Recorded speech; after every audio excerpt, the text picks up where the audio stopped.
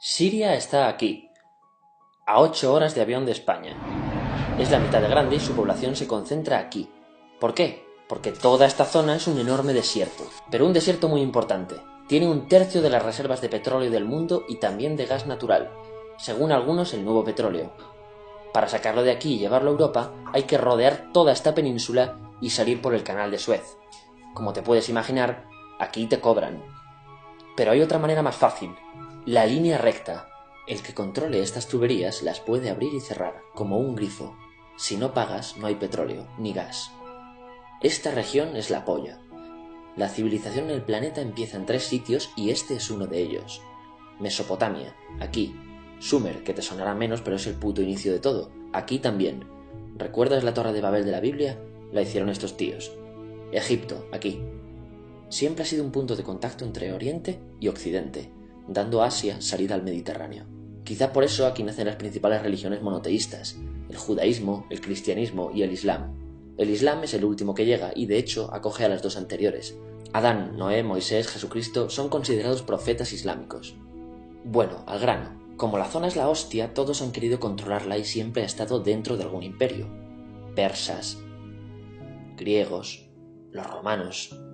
El imperio romano termina partiéndose en 2, y finalmente solo sobrevive esto. Ahora es cuando la última religión monoteísta, el Islam, construye su propio imperio. ¿Te acuerdas de las cruzadas?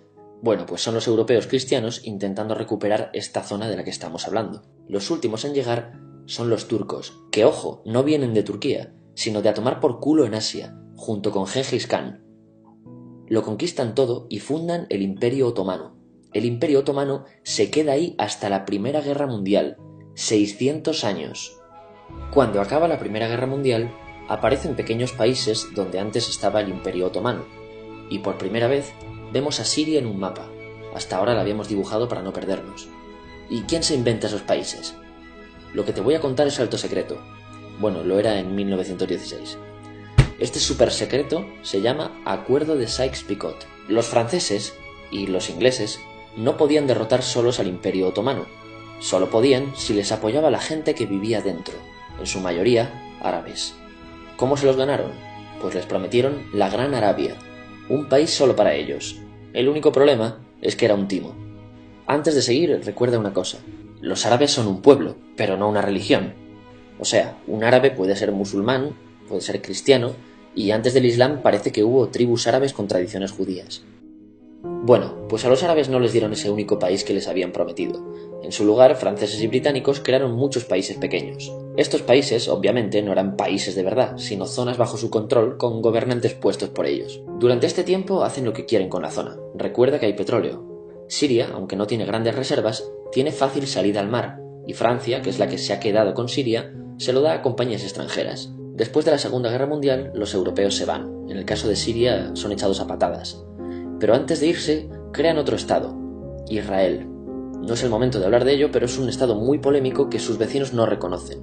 La prueba es que nada más irse los británicos, todos estos estados lo atacan. La zona, a partir de ahora, va a ser una puta bomba de relojería. ¿Y mientras qué pasa en Siria? Bueno, pues no es muy estable. Tiene golpes de estado constantes. En esa época aparece en Siria una ideología que se hace con el control y se expande por el mundo árabe, el Ba'ath. Esta ideología mezcla el antiguo sueño de una sola nación árabe con ideas socialistas. Y algo muy importante, es laica, o sea que no es religiosa. Siria se llega a unir con Egipto, un país con el que no tiene frontera. Pero no es algo raro, muchos de estos países intentan hacerlo también. Como recordarás, a esta gente se le había prometido un solo país y las ganas las seguían teniendo. Pero la unión falla. En este tiempo Egipto les convence para nacionalizar el petróleo. En Siria, Al-Assad, el padre del Assad de ahora, se convierte en jefe del estado Ba'ath. En Irak, también Ba'ath, comienza a ganar fuerza Saddam Hussein.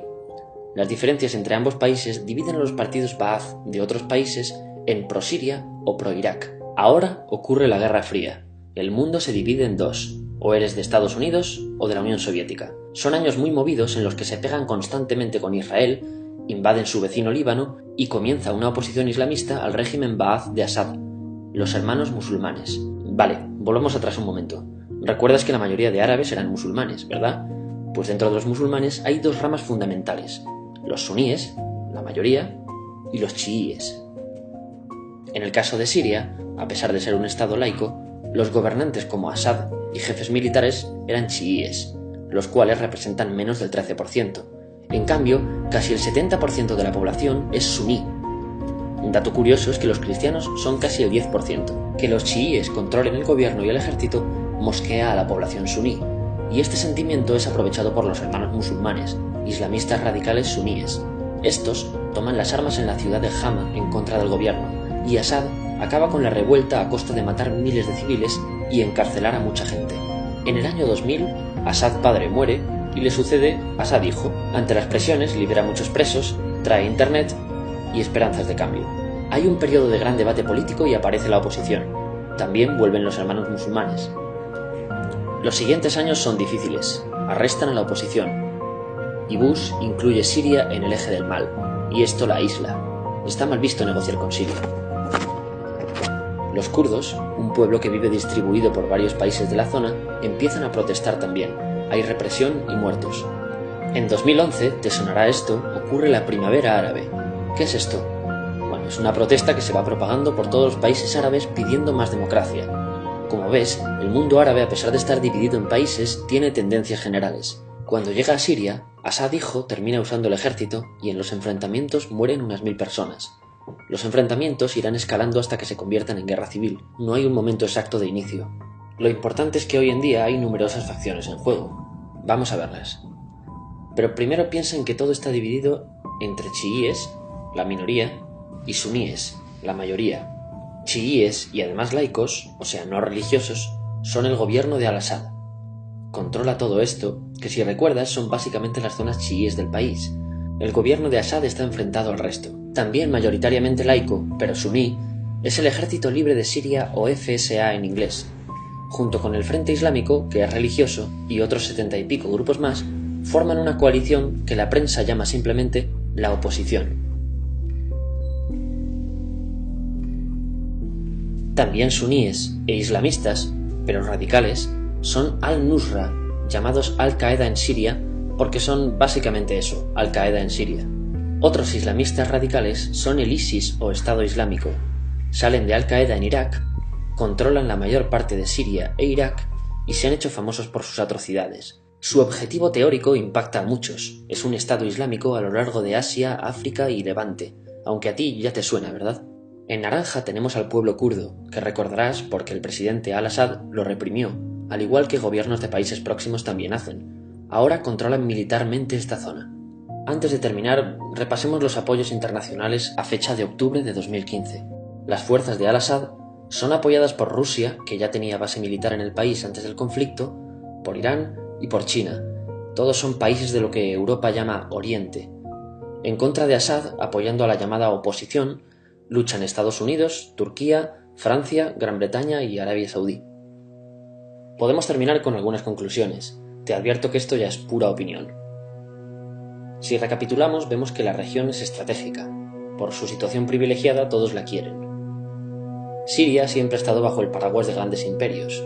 Piensa que hace 100 años la actual Francia era Francia, Gran Bretaña era Gran Bretaña, pero es que hace 200 también, y hace 300 también, y hace 400 también. En cambio, Siria solo es Siria desde hace menos de 100 años, y solo se gobierna a sí misma desde hace poco más de 50.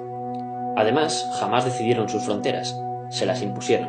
Europa divide Oriente Medio a su antojo para controlarlo, diseñando países sin tener en cuenta su población.